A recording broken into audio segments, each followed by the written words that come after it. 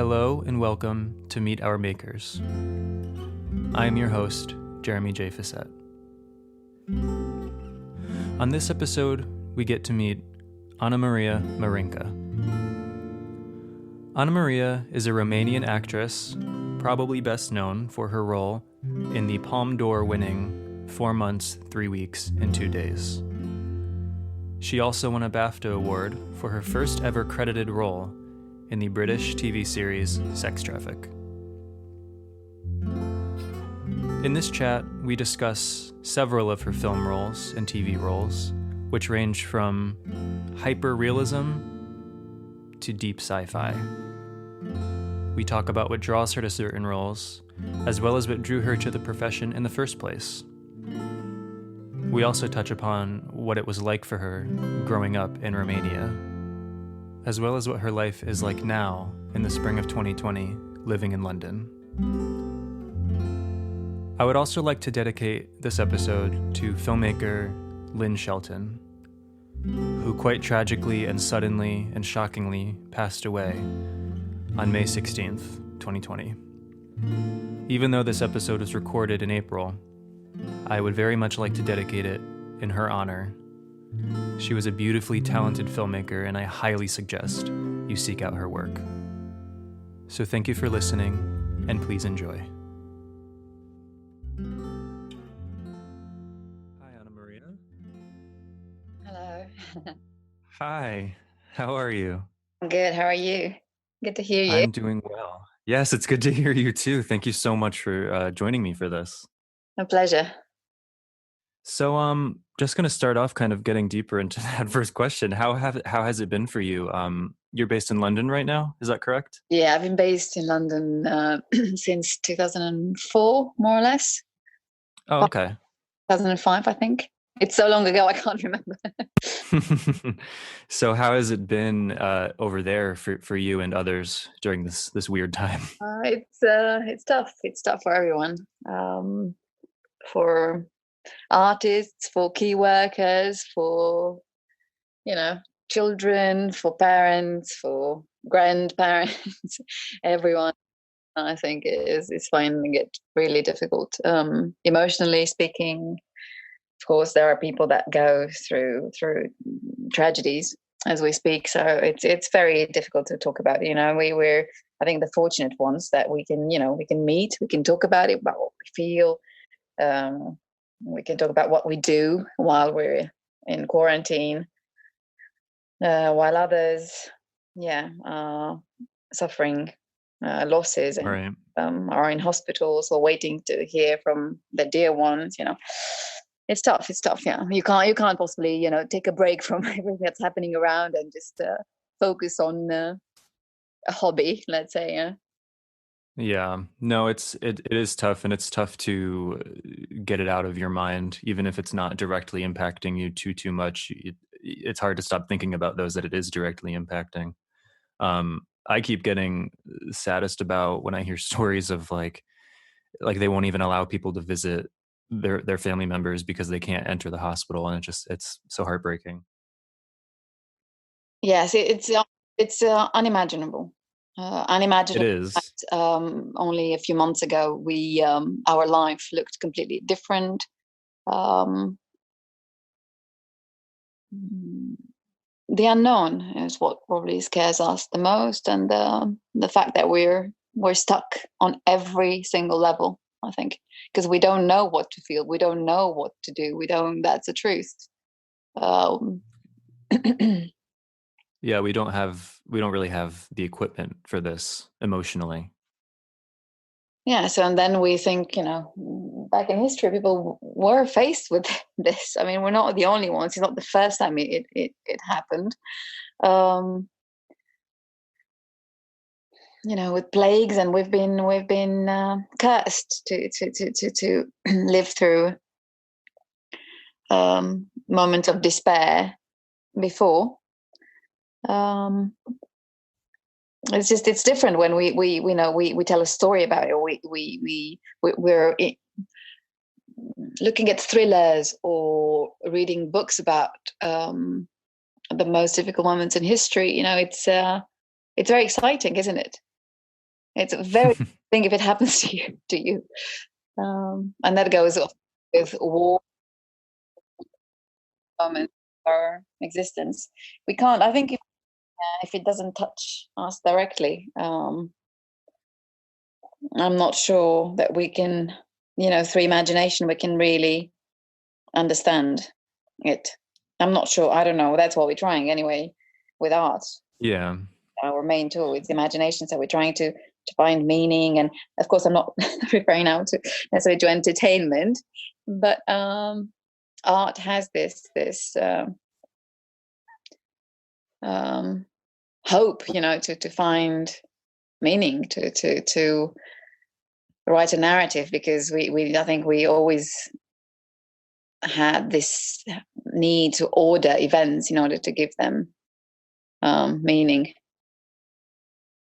Yeah, and I'm curious what art will come out of this time too, when it's maybe ending or over, the next year or the year after, sort of what meditations will be made on this time and how this will kind of change how we create or what we create. I'm curious to see the results of that. I think crisis has always been beneficial for art or anything, any creative field. I'm not sure. Yeah, the echo of it will hit us. Yeah, I guess that's what I'm most curious about. Yeah. Yeah, and will be put into words or images or music or that we can't know. Maybe it'll be 5 years, maybe it'll be 10 years, maybe it'll be now. Maybe now people are, sitting down and thinking and writing about what they're going through, and even keeping a journal now might become something, public later on Mm-hmm. in God knows what form.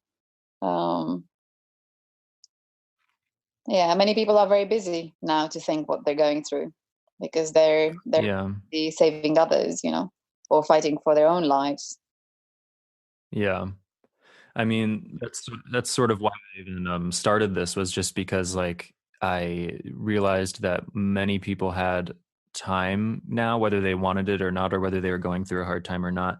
And so I just kind of felt I was kicking this idea around for a while to talk with artists, but now just felt like a really good time to just start it. I started a month or two ago, just as a means of connection and just sort of trying to have that one-on-one talk with people that many of us aren't really afforded right now. Yeah, it's a very difficult task, because it's there are people with I mean, in these times, sometimes you think you have nothing else to lose, and then even your thoughts become dangerous, let alone what we Mm-hmm. because we're very preoccupied in the era before the pandemic, Mm-hmm. with the political correctness and the problem of gender and race and everything. And now it's interesting to see how the world will change, and its thought, will change, and what we're talking about now, if what we're talking about, our subjects, would be linked to um, what we thought, before. I don't know. Yeah. I think the discourse changed a little bit, and this need for um, truth, basically, beyond race, beyond gender, beyond anything. It's just being human, and that's a good thing that happened, because you're realizing, that good or bad, poor or wealthy, we're all having to face this on an Yeah. individual level, whether it's about solitude or sickness or love, or every single person goes through its own drama, I think. And we Yeah. compare, physical sufferance with psychological sufferance, so it's not fair. Everyone, I think, they have their own stories, and yeah. So, what have you been doing anything to keep busy in this time of isolation? uh, besides tidying up, and Yeah. I have a little garden, and that kept me very busy. Um, it just happened. It was spontaneous. I didn't plan, I didn't make any plans, but I started buying seeds and planting, and now I have. Well, I will probably in a few months. Tomatoes and potatoes. I'm not kidding. All kinds of herbs and chard and salad and onion and garlic, and it's a very small Wow. garden, by the way. It's more like a terrace because let's not forget I live I live in a flat in London, but I have a little side, and even my neighbor upstairs told me through the door that you're making it. I mean, you're doing a beautiful job with your garden. I'm just laughing because it's it's such a small thing and such a difficult time, and takes so much time to be there and tend to each plant, and it made me very happy, I think. Yeah, I think that's important right now, even if it seems like something that otherwise maybe some people would kind of take for granted or overlook or think is sort of just a simple little thing. Those are the things that we're probably doing more than ever right now. Just sort of tending to things, nurturing things, making sure we keep things alive. I don't know, it's sort of almost symbolic in a way. My friend from New Jersey, she gave me a few bulbs from her garden about 4 or 5 years ago, I think, which I brought in my suitcase to London, and I planted them. And since then, I only had leaves coming up every year. But the leaves would grow, grow, grow, would become yellow, and then they would die. And then next year in spring, they would come up again, and they never flowered. So I thought maybe it's just, who knows, maybe it's onion, it's not a flower. And this is it's the first time actually I was at home. I spend time at home because I'm always away with work and not really spending much time at home. And this time, I think being in the garden, around the plants with the phone, not speaking necessarily to the plants because I don't want to admit this on a podcast, but I am sometimes, and I spend a lot of yeah, not maybe speaking but thinking about them, and I think they said this year probably we're gonna flower, and I'm waiting now for them to flower. Okay. They never ever had flowers, those plants, those yeah. I'm not sure how to call them. I'm going to look them up to see how, because I don't know. I know what they're called in Romanian, but I don't actually know what they're called in English. But my iPad is not responding. But anyway, I can do that while we're talking. I'm going to come back to this. It's good you have a garden though with actual vegetables, because once they grow and hopefully they grow in well and healthy, and you won't need to go to the store to buy potatoes and I don't chard. think I'm gonna. I bought some artichoke seeds, and I planted them without actually checking how big the plants are. And then I checked online and realized that each of them is needs more or less one big pot, and 10 of them now coming. And I'm not sure, I don't have enough place pots on my terrace, so it's going to be. I'm going to probably gift them to my friends. I'm going to ask who wants an artichoke soon enough, and that's it. Make room for them. Yeah. Maybe I'm gonna bring everything inside. I have no idea. They need sun though. With my friends, it's gonna be a jungle here soon because I've planted more than I can. Now they're small, I can still manage. But later on, let me see the flowers. This is becoming a very interesting conversation. Wherever it goes is good with me. So you said you moved to London around sort of the mid 2000s. So is that around when you started acting, or was that before that? It was before, after. I started. Oh, it was after. Okay. Yeah, longish. I studied acting when I was 18. I went to drama school, which is actually university in Romania because it's 4 years. And it's part of the humanities, let's say, umbrella. Study everything from the history of theatre to philosophy, aesthetics. And one of my teachers was my father. I don't know if you knew about it or No. in a few interviews that I want, it's I'm not sure if it's usual or unusual for people to be trained by their parents, but I grew up being trained by my parents because I used to study violin. I used to be a violinist. And in the beginning, I was trained by my mother. My mother is a violinist, and I started with music. And then in my teenage years, I decided to become an actress, and I became my father's student during university. I mean, he was teaching me in school along with, yeah. Was that strange for you to have your father as your professor, essentially? I think I have a very healthy relationship with my father. So for me, it wasn't. He was very tough on me as well. Oh, okay. It was very beneficial. Yeah. But we would have a lot of conversations at home. And I learned a lot about this profession from him, from his experience, and I'm a second generation. It's it makes a difference always. Yeah. Who has been through all your questions and problems, and to sometimes he would answer them before they were asked, So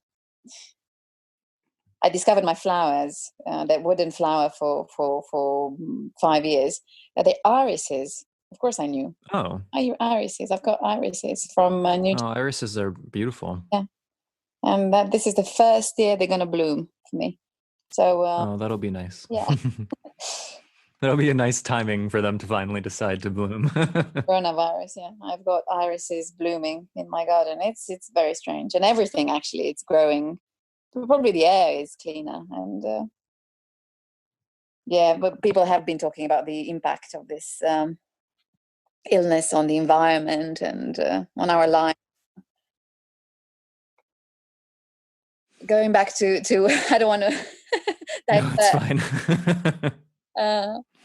But yeah, I'm not only just to go back to what I'm doing in my free time, because I don't want you to believe that all I'm doing is gardening. I'm also doing a bit of school on the internet with my nephews. I've got a 6-year-old nephew and a 10-year-old at home with my parents in Romania. Their parents, my brother and his wife are doctors, so they're very busy, and we all decided to isolate in different places. So the two of them remained in their house, and my two nephews are with my parents, and I decided to stay in London just to be sure that we protect one another. But I'm doing loads with them online. I'm doing a bit of English, a bit of French, Romanian also. We're doing all kind of physical training and exercises on the internet. Then we're just playing the same, videos in the same time, and we're just doing it together. And I'm kind of because they're stuck in a flat. So it's sorry, someone is ringing. I think it's an Amazon. See the bliss of being live on this live coming, and I'm gonna to make this funnier. I mean, thank you. Is it flat 4? Thank you very much. Thanks. Yeah. Anamaria. Thanks. Have a good day. Speaking of essential workers. I'm very careful. I'm trying to say a few words every time, just because we all need the human touch. It's for me as well as for them, I think. Oh, sure, totally. So just to know someone is behind the door, and I always ask if they're okay, and have a good day. Yeah, it's nice. We've become much more friendlier with our neighbors, with the key workers, with everyone that's passing on. No, I've noticed that too. We're saying hello to a total stranger. Yeah. And yeah, we're complicit in all this madness around us. Yeah, so I'm doing pasta at home, amongst other things. So I think that was my pasta machine, seriously, from Italy. So that'll be fun. And going back to my job, our job, because we've strayed a lot, I'm also trying to think of what's going to happen next, and in terms of my profession, and in terms of the stories we need to tell. I'm penciling a draft, not a draft, but a synopsis of a of a TV project that I'm thinking of, and I started doing this before the pandemic. Actually, it's very strange because it had elements of a world in which civilization is clashing with a much more natural world. And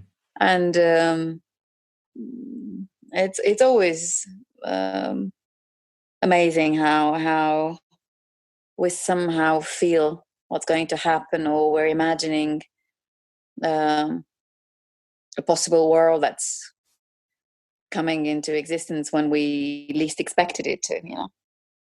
Yeah, I've a few of the different artists I've talked to so far for this show have actually mentioned the same thing, that work they've done in the past before any of this started now seems to have this sort of eerie reflection on what's going on now. And it is sort of a weird phenomenon that seems to happen quite often with art. It's like this predictive nature. Yes, I believe that too. I think, artists, they sense time and space, and they have time maybe to do this more than others. And we definitely have more time to think about what's happening around us and to analyze, because that has to do with our job. And I think we spend much more time alone than other people. In the past, I'm not going to say no, I know, but normal times, yeah. But in the past, when I'm speaking about my experience, I don't know about others, but I certainly was spending much more time by myself than other people, because of the nature of my job, the way I had to prepare while filming. Many times I was in a completely foreign place, and with 12 hours filming days, and little time to socialize or to watch other people's movies. And with a lot of time to think and to go. The more difficult part is that the more time you need to think about it, and to kind of build the character, and try to understand what that character is going through. Yeah. So this this television project that you have been working on, with the creation of it, is it also something you would act in, or is it just a writing thing for you? I never think it's strange, because I never, when I'm working on something, or I had a few projects before, they didn't come to fruition necessarily, but exchanging ideas with people. And it's funny because I never, when an idea came to me, I was never in it. I never thought about being in it. It literally crossed my mind. I remember telling my father about the subject I was thinking about, and it was at the center of it was a reporter, and my father asked me who's gonna play the reporter. I didn't think it was a man. It never crossed my mind that it could be me. It could be and it could have been played by me. And I burst into laughter because it's strange how you think. I think even being an actress, I never. It's easy to say this when you've done main parts, but I'm trying to be honest with myself. It's not for the sake of having a dialogue or with someone else or depicting a reasonable Mm-hmm.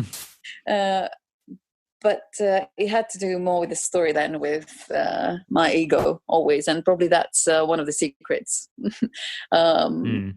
Even the actor doesn't know about when things happen. It's probably for the lack of this interest for the ego. I think at the beginning you probably are interesting in what you're feeling and the way you look and everything when you're a teenager. I think it has to do with your growing up and finding your identity and everything. But I learned very fast that I have to forget myself in order to be able to do this. So it didn't really have to do with my abilities and my talent, and I don't think of this profession in these terms at all. So it was probably natural for me not to cast myself in none of the stories, but in this one, I'm trying to think now that you've asked me. Not for now. I could be part of it, and probably because we don't know how long we're going to be jobless after. Yeah. We'll have to cast myself in case we'll pick this up. But it'll be because of financial issues. With, other ambitions. But for now, I think the main character was also a man. Let's see, there are women that write for men, and he could at some point meet a woman, but it would certainly not be a romantic story. So the other person, the other main character, would probably it could probably be a woman. But not necessarily.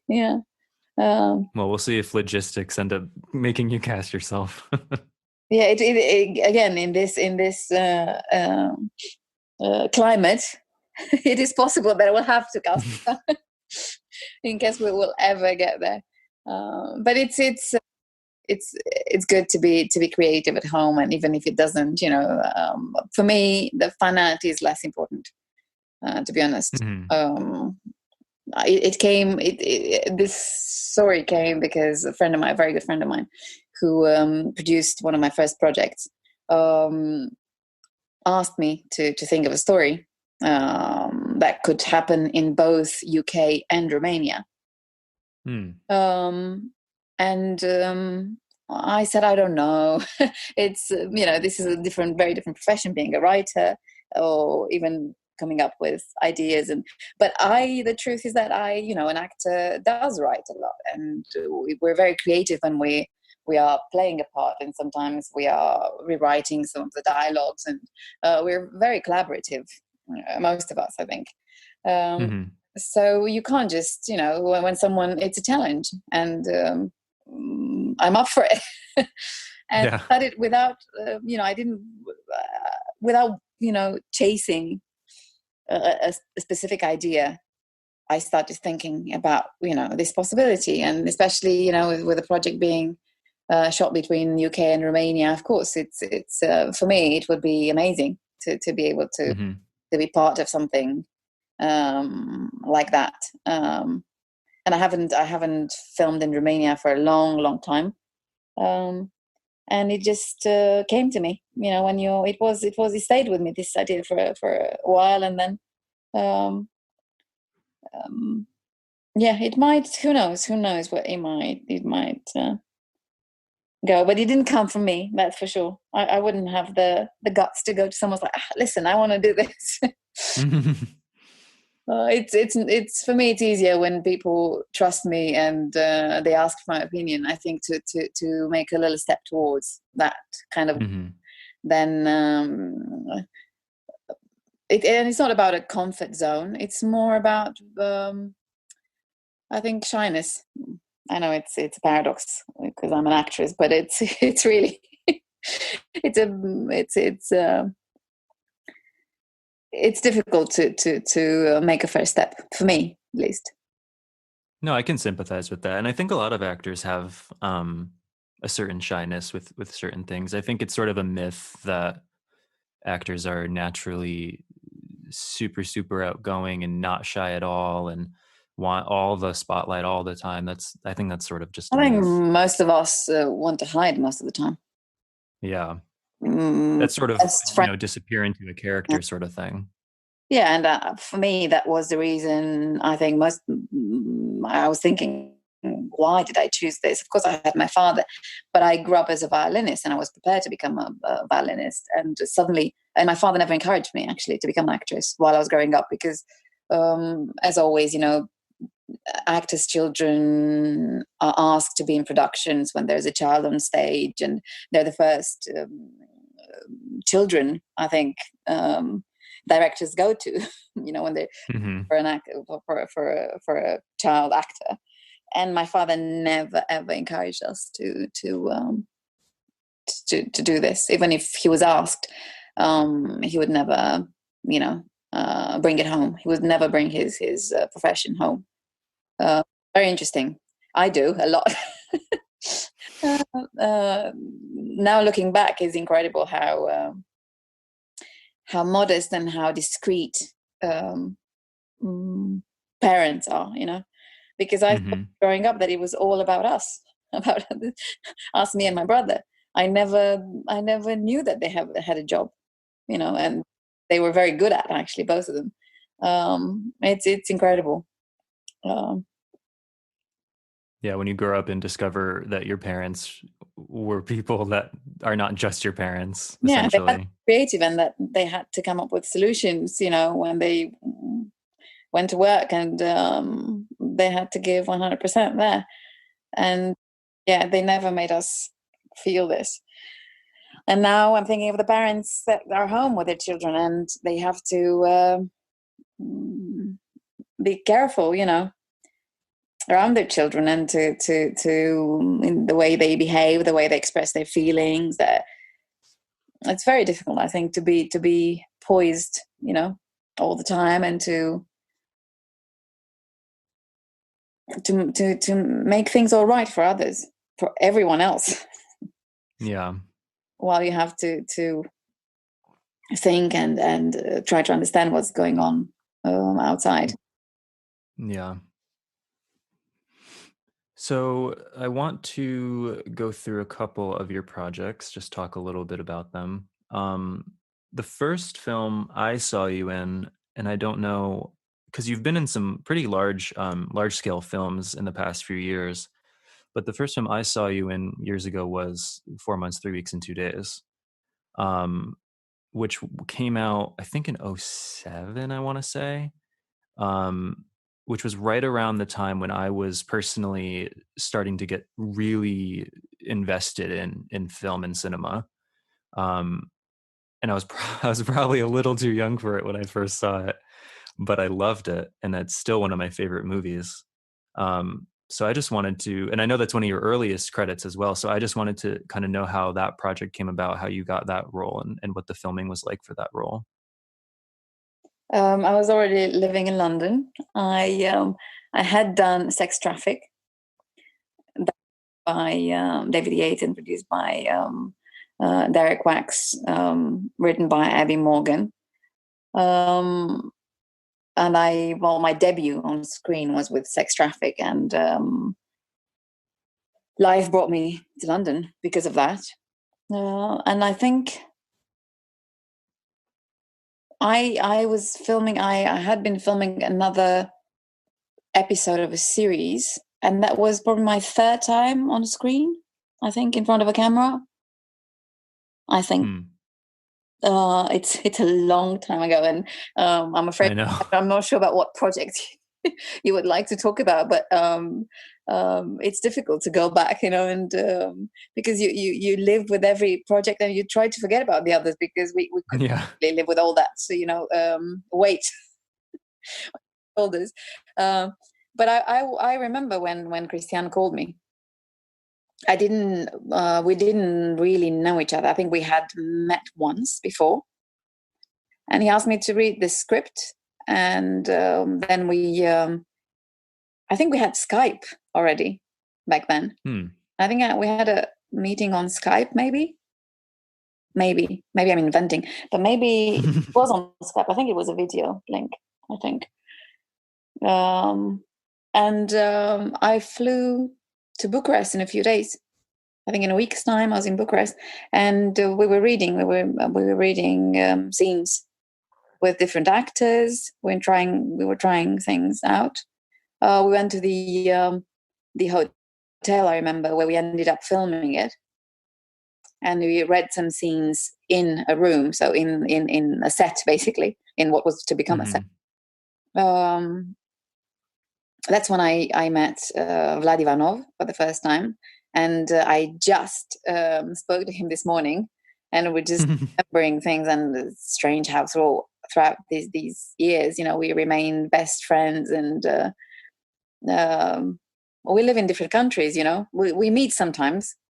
We spent a summer in Budapest together because we was filming 2 years ago. We was filming on a film. I was doing an American TV series there. And we ended up spending the whole summer in the same city. So it was brilliant, because all the time we would, spend together. And it was the beginning of amazing friendships for me. Was it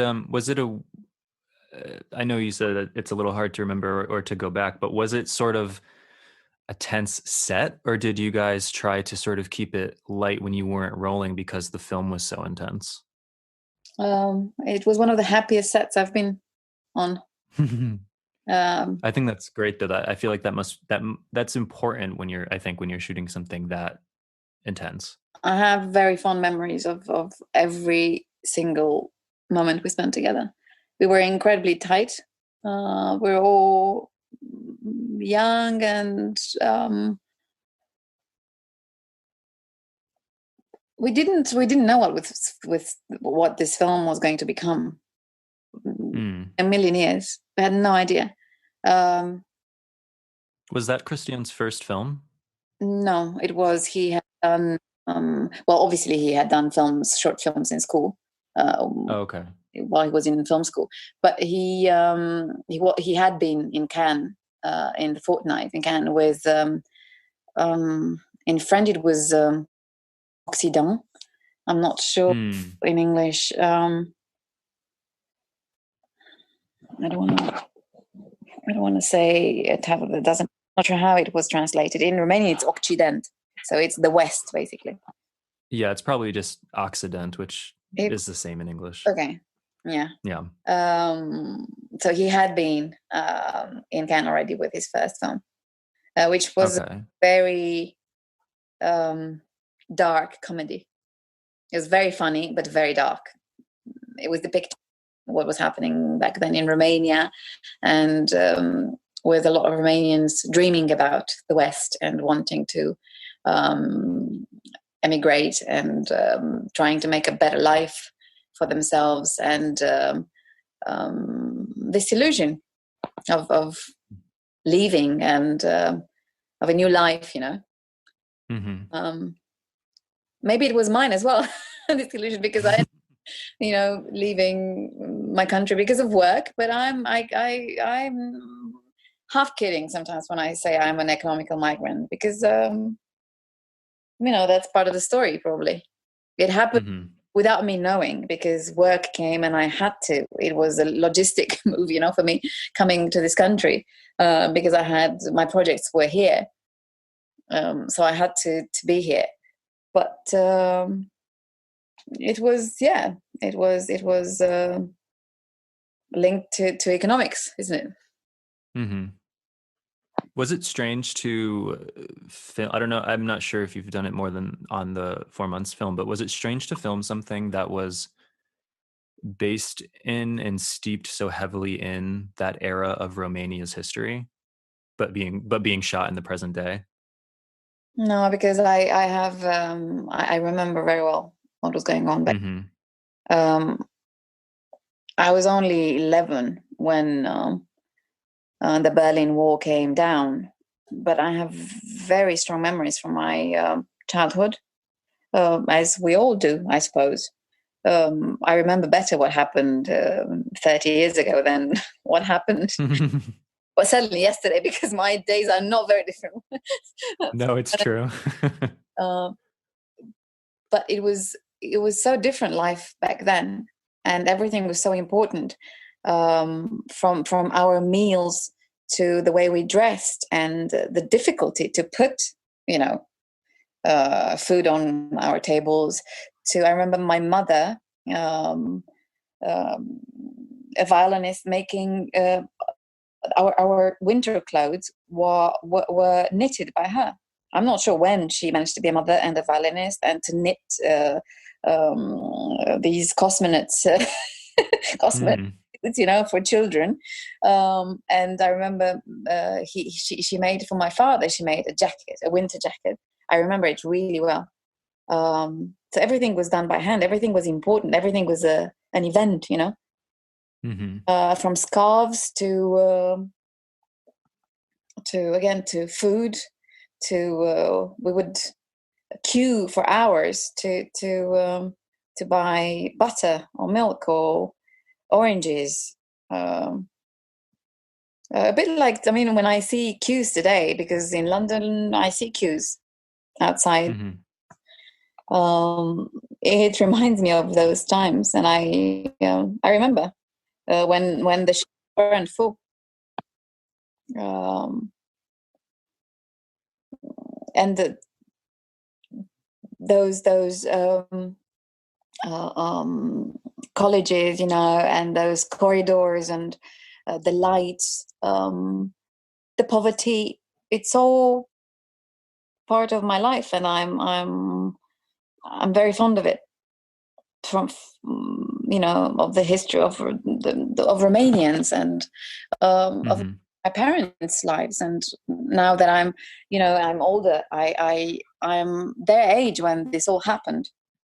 Um, mm, so we're going through a pandemic. Um,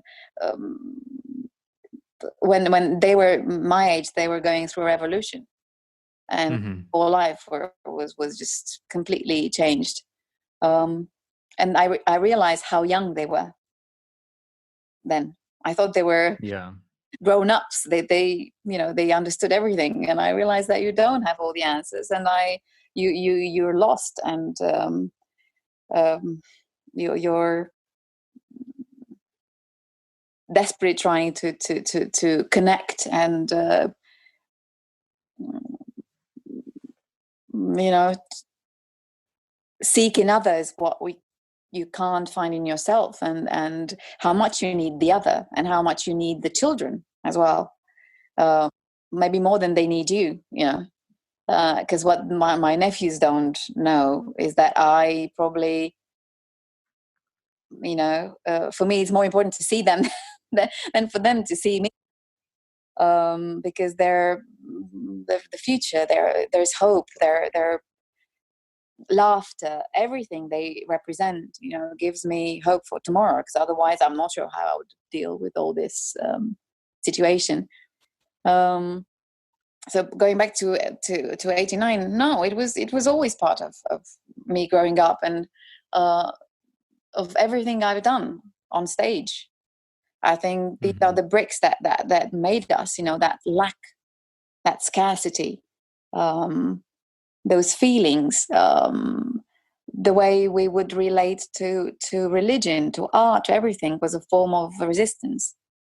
And in a way, it's I think we will draw from today the same spirit, and our stories will be more important, and we will maybe focus on the things that matter more in the future. It goes with crisis, and we'll never forget these days and nights. As I can never forget what happened in during communism and during the revolution, and as I'm sure people who go through, who lived in Syria and are still living in Syria, and the most turmoil, places in the world are very aware of every moment of their lives. Yeah. That hyper awareness that you don't really maybe even get otherwise. Yeah, I think we were before this. We all have a sense that we were sleepwalking through lives, and suddenly we realize what's important. I hope we won't forget the next minute. When things change for the better, as we all hope. This will not sink into oblivion. Both of these extremes are part of the human nature. The need to forget is also part of who we are. In order to go past pain and death and everything, we need to be oblivious sometimes. But we also, in order to heal, we need to remember. So we're at our core, I think there's paradox, and I think we will go from extreme to extreme. Or some of us will want to forget everything, whereas some of us will just be stuck in the past and trying to relive every moment, and to understand. I think we tried to with 4 months, 3 weeks, and 2 days. It was just one of the films that started the new wave in Romania. Years and years after the revolution, after those 40 years of communism, it was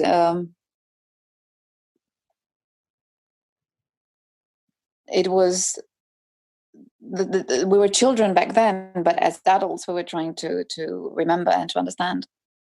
And right. So it's like going back and trying to kind of look back at that puzzle that maybe you were too young to fully solve before. Yes. And also the instinct that these were very, very important stories to be told, and they never saw the light for some reason or another. Of course, it was censorship. Nobody could talk about abortion back in the 80s, but there are many, many stories that resurfaced years after, and because of their humanity, they were still very well understood. And traveling back then, I remember Mexico, Poland, India, either because of religion or ideology or politics. These stories, our story, had an incredible echo. We before that, I didn't understand the impact that choice had on women in 2007. I thought, I was hoping actually that it was a thing of the past. Before talking to people face to face, I didn't realize the extent of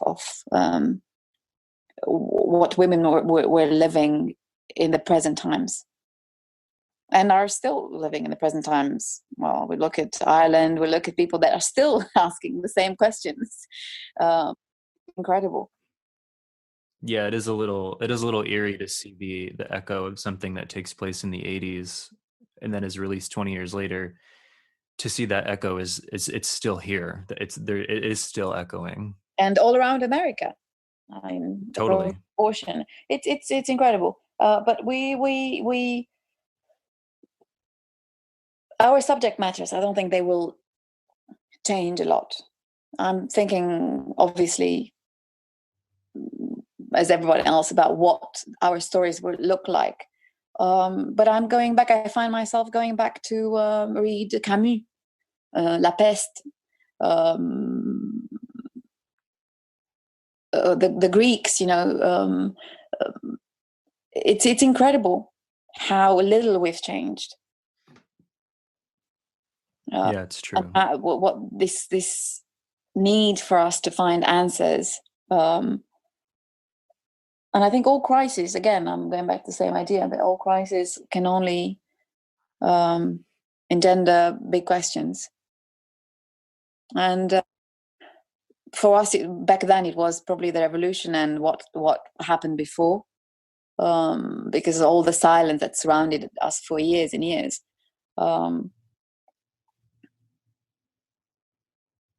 And I hope there will be a I don't know, I can't say rebirth, but certainly of the independent film, because of the impossibility of having big sets now and lots of people in the same place. And I think the accent will be probably on ideas. What else? I don't know. It's just I'm here in my room in London thinking out loud. But maybe we'll be constricted, by the environment we live in, to go back to very simple stories. Yeah. Based on ideas and on human experiences, more than on action or illusion or special effects or. We won't be able to impress through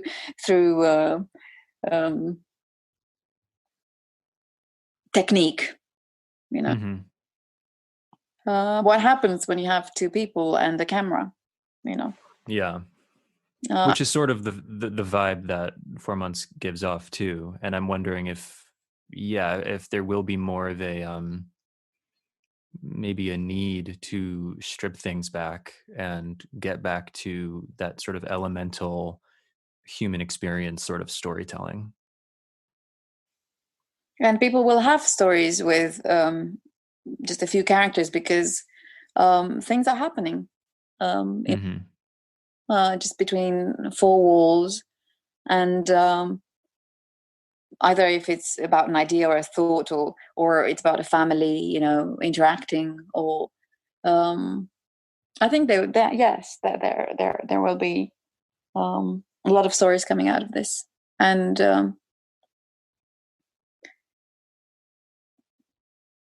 people who hadn't had maybe a chance to express themselves will be recognized, I hope. Yeah, me too. So to move from the realism in the past, you've also been to space a couple times. Yes. Okay. A couple times. So you were in the film Europa Report, and then you were also in the series, the Nat Geo series Mars. So what appeals to you about sort of those larger science fiction type stories, because they're so different in a lot of ways from the more grounded and maybe present day or past tense realist stories? So like what brings you to something like that? Well, I wish I could tell you that it was a choice. It wasn't, because I'm an actor doesn't always choose. Sometimes projects come to us, most of the times, actually, not sometimes, most of the times. So I think my first sci-fi project was Europa Report, and I remember memorizing the monologue of Rose at Dusk. I remember the name. It's incredible. It's a lot. But I remember very well where I was and how I filmed myself and the books I put, because I didn't have a tripod. and I stacked books, to put my camera. I'm not sure I did have maybe I'm not sure actually I had a smartphone back then. That's how long ago it was. And I remember memorizing the words in an afternoon, because it was a very fast process for some reason. Everything is urgent always, but that's more urgent than other things, I think. And I just read the text twice, and I just put myself on tape, on camera, and I sent it. I think I did have a computer, obviously, but smartphones were just starting to be popular and affordable as well. And so I stumbled on this. I had my one of my biggest loves. Why not say everything now? That we started, talking about the past and the future. It's Tarkovsky. I can't escape, this universe that he opened up years and years ago for me. And I always go back to this creator and the worlds that he opened up. And of course, Solaris is one of the gates I had, and Stalker, of course, because that's based on a sci-fi story. And growing up with Asimov and reading Dune, of course, Frank's famous novel that's actually going to see more, hopefully going to see it on screens. Yeah. Denis Villeneuve, yeah. So it was, during my young years, it was a world that I wanted to discover. And then with Tarkovsky, it just, it became a bit more nuanced, my search for this kind of stories. And then one day, I was doing very realistic, small indie projects, and Europa Report came, and I was surprised that I didn't see myself as an astronaut necessarily. And I had the chance to obviously to meet Sebastian Cordero, but I worked with amazing people on this project. Michael Nick, I had the chance to meet him.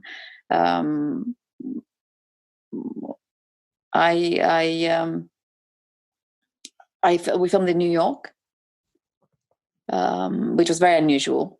We were in a studio most of the time. And the very vivid memories about my time spent on a gimbal, because the whole set was on a gimbal. It was moving and shaking, and I can see Enrique Kediak, our famous and amazing DOP, floating in the air, being tied with ropes. Oh man. It was, the solutions we had for zero gravity, and they were amazing. I adored being on that set and imagining that story, So sci-fi was something that you were interested in, and then you just kind of I was interested you got to do it as a kid, and then as someone who loves cinema through Tarkovsky's films that are very unlike, what we of sci-fi actually. And then I did Europa Report, and then I was asked to be part of Nat Geo's cast for Mars. It was being part of the cast of Mars was, for me, was an encounter with other people I was fond of before. I had met with the director of the series, of the first series, for a project that never saw the light, but we knew each other from before. So I was very pleased when he remembered me from that project and invited me to audition. and it was a very different project again. We were supposed to work on 4 years before. But then we met on a set of a sci-fi set, which for both of us was for me a second, but for him I think it was a first. We were just attracted. It's the story you want to tell. That's all. Yeah. And it is about isolation. It is about solitude. It is about being crammed in a very small space with other people. All these sci-fi stories that I was part of probably made me plant things in my garden, plant the potato. I think somewhere my friends are laughing of me because they call me, the Martian, because I started planting things, and they're laughing. Well, they know I'm going to be in the garden. I'm not going to talk to them on the phone, and I show them my progress every day, and we're all going back to this beautiful film, The Martian, and of course, there's based on a very good book. And my experience being an astronaut and a survivalist. Mm-hmm. You learn from fiction a lot. Oh yeah, totally. How to deal with isolation. I think I learned without knowing a lot from filming on both on Europa Report and Mars, because it's at the core of playing like children. That's how you learn about it. We imagined these worlds as actors, and I found myself being able to think of a situation I've been in a film, and compare them to what I'm living now, and it's very useful actually. So the two more projects I just want to try to touch on that I was interested in general, but also in your being in them. First, the Nico film, Nico 1988. Were you? I don't want to say were you aware of Nico, but were you a fan of Nico's before this film happened? I wish I was, because I became. You became a fan. Yeah, it's incredible. Yeah, it's incredible. Her as a poet. I wasn't. I didn't know. I knew I was a fan of Velvet Underground, but I didn't really know about her tragic story. No. Yeah, and it's. Am I right in remembering that it's set far towards the end of her life? Yes, it's her last year of her life, basically. It's a story of the last year of her life. And when I read the script, of course, you go on, you start your research immediately. And I discovered this amazing artist and this heartbreaking story. And that's, again, one of the wonders of our profession. And there is always someone to discover, something to learn. It's a humbling story.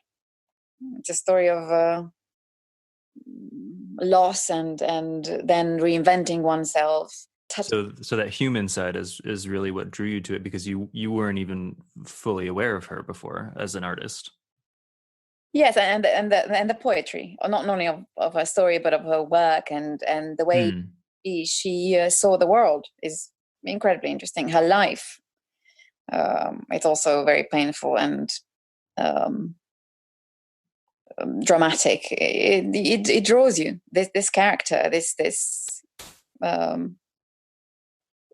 life story draws you. Yeah. I'm actually surprised it took until a couple of years ago for that story to be told through film. It seems like something that is so rife for cinema that I just would have thought it would have happened earlier. Yeah, were you aware of her story before seeing the movie? I was aware of her work. I didn't know the details of her story. Yes, I think it was quite an obscure story.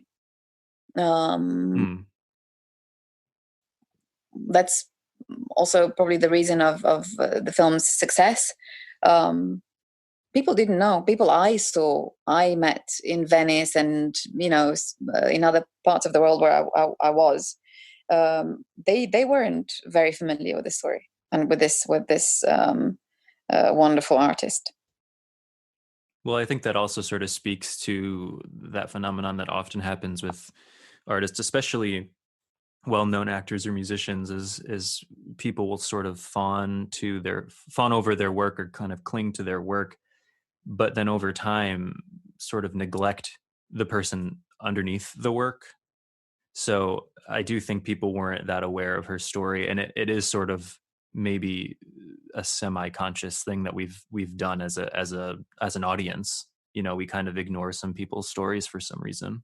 Yeah, but later on we rediscover. We in the same time, I think we're very keen of finding out what was behind the stories they told, or the poetry the music they wrote.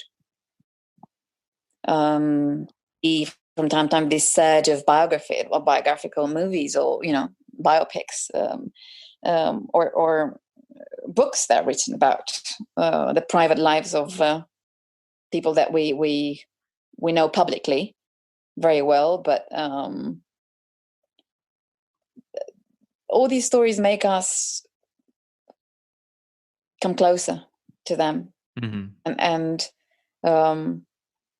they are mirrors of our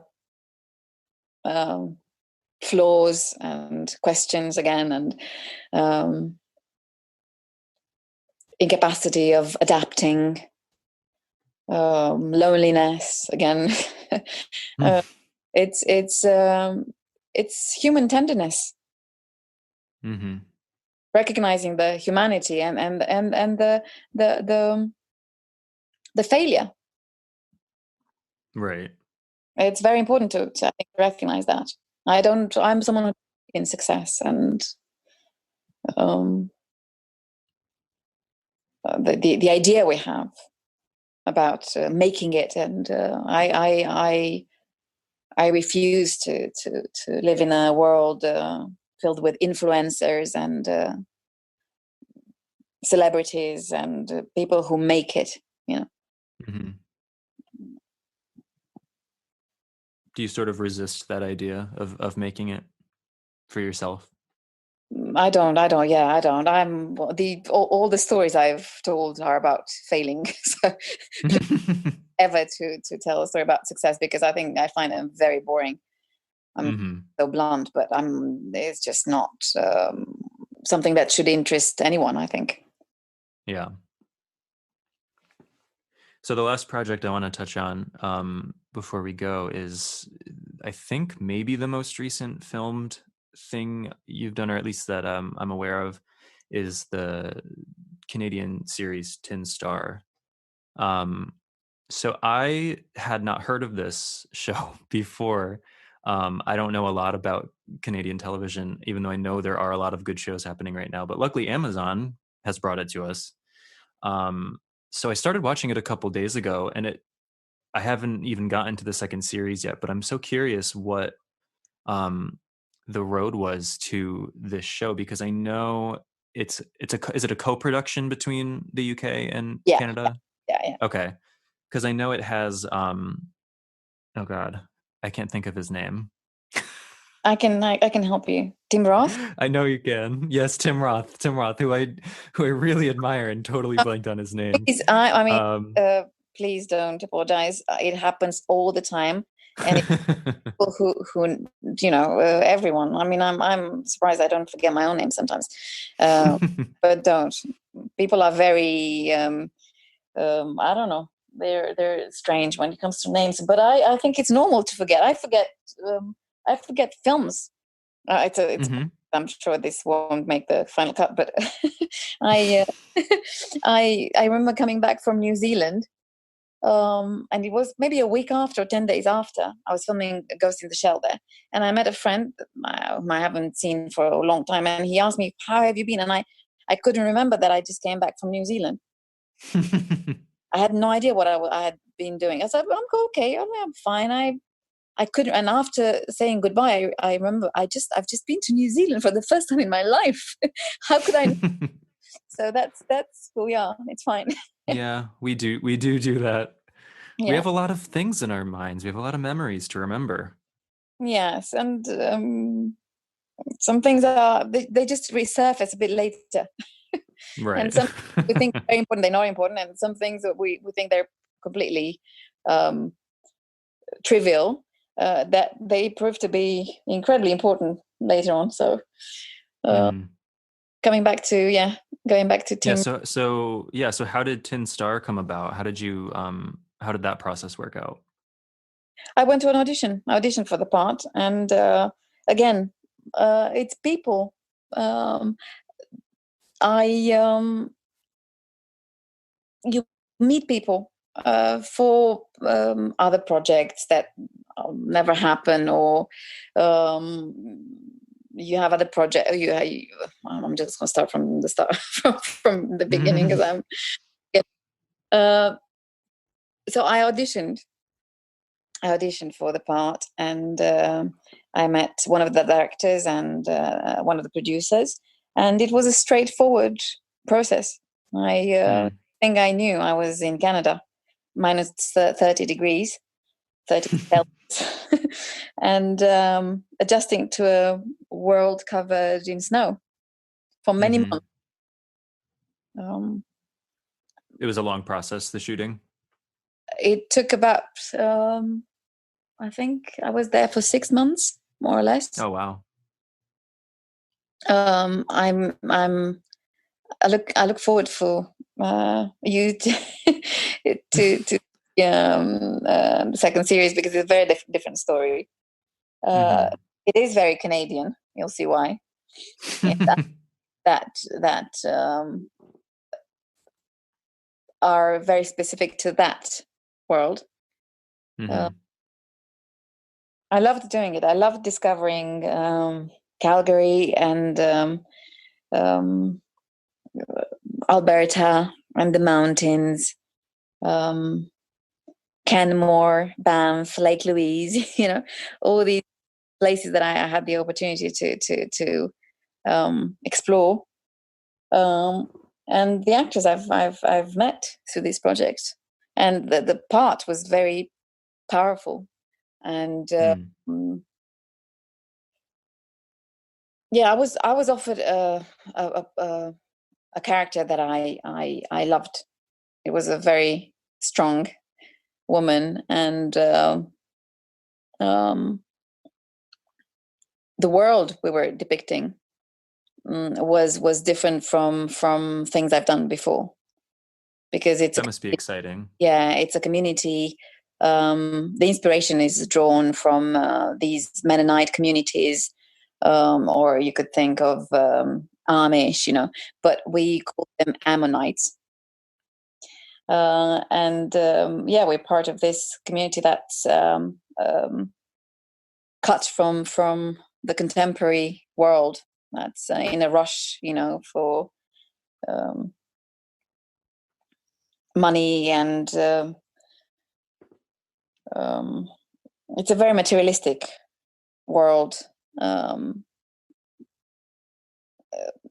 and very, very, very different from this Ammonite village we see in the second series.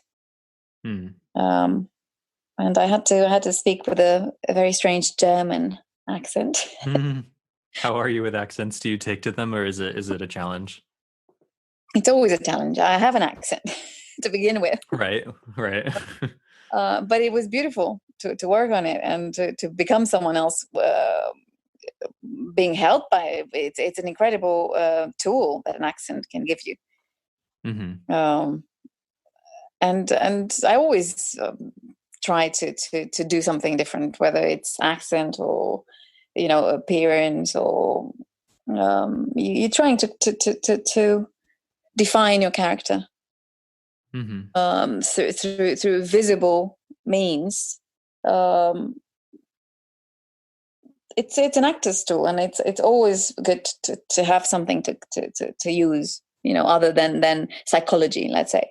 I'm Right. in favor of of using everything that can make a character or a story be better. So I know you've been gardening a lot. Um, but have you been reading or watching or listening to anything in your isolation to sort of stay grounded, or has it been more of a nature communication? No, I'm trying to do everything. I'm a political human being, so I'm watching Hmm. a lot of news, I must say. So Yeah. most of the time, that's what I read a lot, and I'm trying to watch what's happening here in Europe, in America, in Africa, in Russia, everything I can read, and I find important, I try to keep up to date with daily events, I would say. Hmm. Romania as well. I'm lucky enough to be able to watch Romanian TV, to be able to watch Romanian TV as well. I'm trying to read fiction. I find it difficult. Hmm. Went back to classic texts just to see what other people were feeling in difficult Yeah. moments. Um, yeah, Camus was one of them. Marquez was another one. Uh, kind of obvious, is to be honest. Um, I was doing a lot of research for my project. Um, Mm. so I'm reading a lot about nature and um, um, how nature can the impact of urban areas on nature, and um, certain parts of Romania that in which nature came back into cities. So that was, yeah, part of what I've read about. Music, I can listen to music, but funnily enough, I'm able to listen to symphonic music, but not necessarily um, other kinds of music. I don't know why. It's a phase. I'm sure, but I find it much easier to listen to a piano concerto than I don't know, pop. Yeah. Uh, and I'm not sure I can concentrate on the words as well. Um, Yeah. um, it's it's not that they're less important. It's just that I'm traversing a much more introspective phase. I think phase, and I'm between lessons with the little ones and trying to write a little bit and listening to the news. Music. I play the piano as well, so that's what I've done, Hmm. and I can do that. I find it easy, and I'm I love doing it. Um, Days go by, and I'm not necessarily counting them, to be honest. I Yeah. I think it's dangerous to count them. Yeah. So if your question had to do with me um, suggesting people what to do, Oh no. I wouldn't do that. Not because I don't have ideas, loads of ideas, but I think everyone should find their own ways of spending the time, or of helping someone else, or I think sitting around and not doing much is all right. I think Yeah. should. Um, if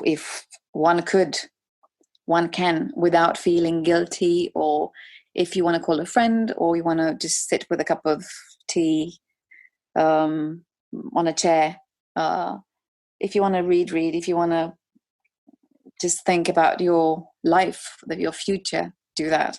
We keep forgetting about the financial issues people have. Hmm. It's very difficult to concentrate on something that doesn't have a real impact on your life. Yeah.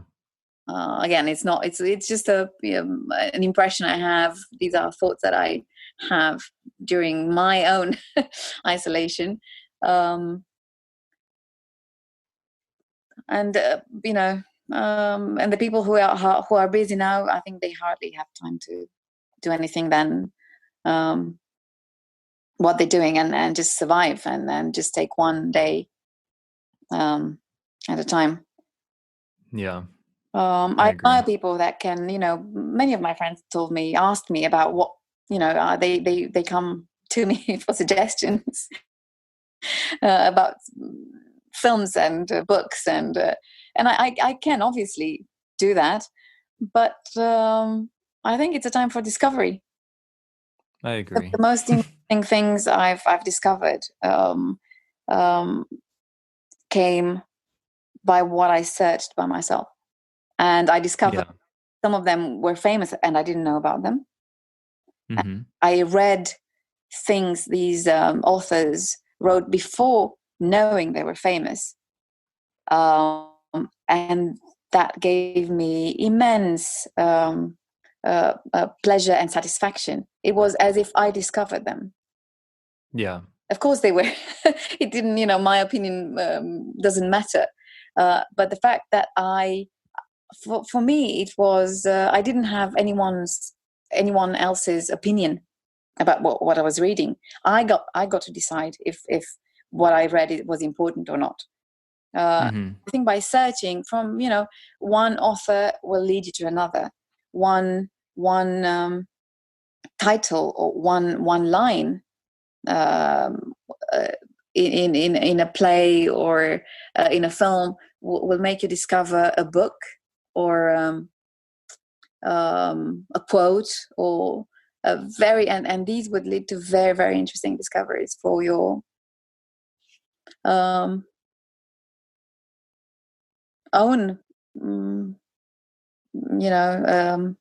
life and your own take on what is happening now, or your life, or I think it's very important that the search for oneself is more important than any suggestion that can come from outside. Yeah. No, I agree. I think taking the time to find what you need to do in your time of isolation, like you said, kind of whatever works for you is the most important thing to do. But also, once you find that thing, then just sort of going on your own adventure without the pressure or expectations laid on by others. And we have this chance, this opportunity. There is no timeline. Exactly. Unfortunately or fortunately, so each of us has to construct a frame, and